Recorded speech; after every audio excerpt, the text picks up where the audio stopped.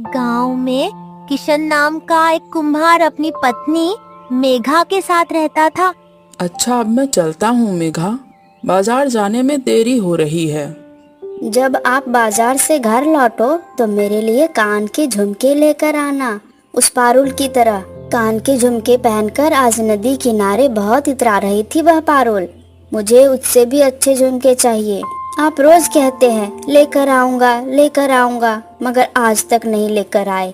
ये आप बिल्कुल भी अच्छा नहीं कर रहे हैं। अरे भाग्यवान, तुम्हें पता है ना, मैं दिन रात मेहनत करके यह मटके तैयार करता हूँ और इन सभी मटकों को दूर दूर के गांव तक ले जाकर बेचता हूँ। भाग्यवान, मटकों को बेचकर मेरी कोई ज्यादा अच्छी कमाई नहीं हो पाती, केवल इतना कमा पाता हूँ कि जिससे अपना घर चल सके। ऐसे में सोने के झुमके मैं तुम्हें कहाँ से ला कर दूंगा? अगर खर्चे पूरे नहीं कर पा रहे हो तो फिर मुझसे शादी क्यों की बताओ? क्यों की तुमने मुझसे शादी? मुझे किसी भी हालत में सोने के झुमके चाहिए। अगर आज तुम झुमके नहीं लेकर आए तो मैं अपने मायके चली जाऊंगी। यहाँ मैं ना अच्छे कपड़े पहन पा रही हूँ, ना ही कुछ अच्छा खा पी रही हूँ। जिंदगी पूरी नरक कर दी है तुमने। किशन वहाँ से चुपचाप चला जाता है। आज झुमके कहाँ से लेकर दूंगा? ये औरत कुछ समझती क्यों नहीं है? किशन मटके बेचने निकल पड़ता है। मटके ले लो, मटके वाला, मटके ले लो, मटके वाला आया है, मटके ले लो। इसी तरह किशन गली गली घूमकर अपने मटके बेचता है, मगर आज एक भी मटका नहीं बिकता। और फिर किशन उदास होकर एक पेड़ के नीचे बैठ जाता है। आज तो एक मटका भी नहीं बिका, सुबह से एक पैसे तक हाथ में नहीं आए हैं, तो फिर मेघा को झुमके मैं कहाँ से लेकर दूंगा? अगर बिना झुमके लिए घर गया तो आज मेघा बहुत गुस्सा करेगी। हे भगवान, इसका लालच तो दिन ब दिन बढ़ता ही जा रहा है। मैं क्या करूं? मैं इतना ज्यादा नहीं कमा पाता जो मेघा के सभी शौक पूरे कर सकूं। इसको तो हर चीज का लालच है। तभी किशन के सामने एक परी आ जाती है, जिसे देख किशन डरते हुए कहता है, आप कौन हो देवी?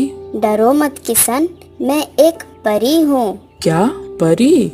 हाँ, परी। जो कोई भी इस पेड़ के पास अपना दुखड़ा रोता है, मैं उसकी सहायता करती हूँ। कहो, तुम्हें क्या दुख है? तुम जो चाहोगे मैं तुम्हें वही वरदान दूंगी। मुझे कुछ नहीं चाहिए, केवल मेरी पत्नी कुछ दिनों से सोने के झुमके की जिद कर रही है। अगर वह मिल जाते तो अच्छा होता। किशन, जैसा तुमने चाहा था सोने के झुमके, ये लो। ठीक है किशन, मैं चलती हूँ।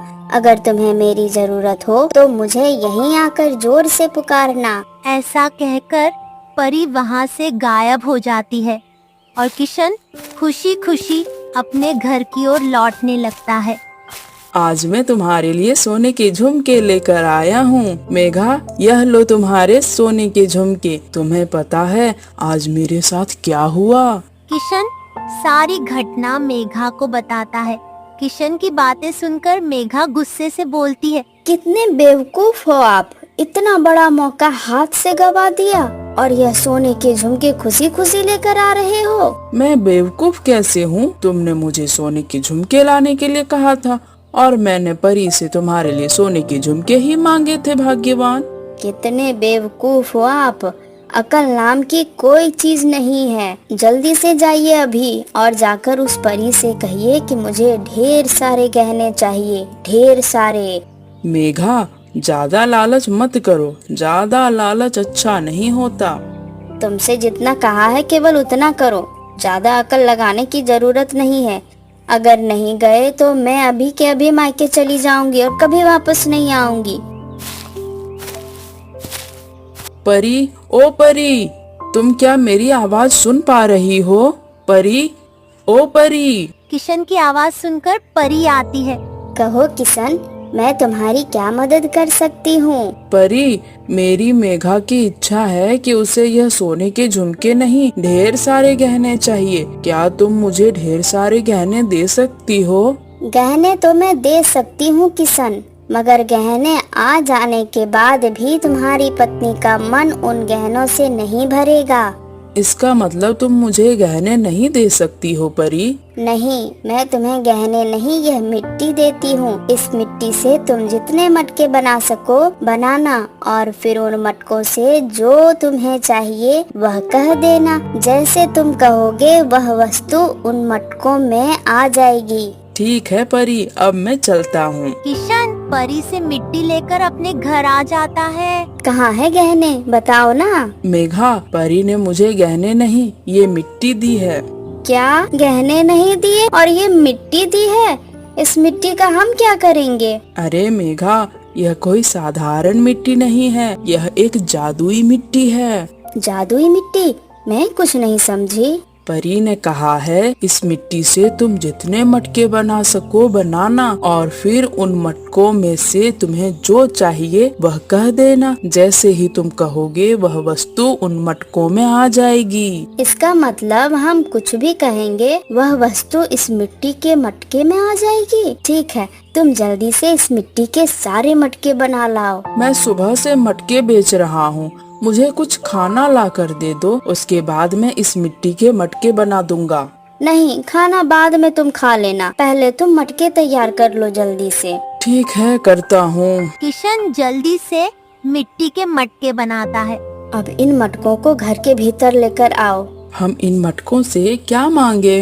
हम इन मटकों से ढेर सारे गहने मांग लेते हैं। तुम्हें गहनों के अलावा और कुछ नहीं दिखता है क्या? तुम चुप रहो, गहने मांगते हो या नहीं? इन सभी मटकों में ढेर सारे सोने के गहने आ जाए। और देखते ही देखते पांचों मटकों में ढेर सारे गहने आ जाते हैं। इतने सारे गहने, लेकिन यह पांचवा घड़ा गहनों से आधा क्यों भरा है? तुम उस आधे मटके की बात कर रही हो? अगर सिर्फ वही आधा मटका हमें मिल जाता तो हम इस गांव के सबसे अमीर आदमी बन जाते। हमारे पास 5-5 सोने से भरे मटके हैं, भाग्यवान। ठीक है, मगर इस वक्त केवल मेरा एक ही लक्ष्य है। मैं कैसे भी करके यह पांचवा घड़ा पूरा भर कर ही रहूंगी।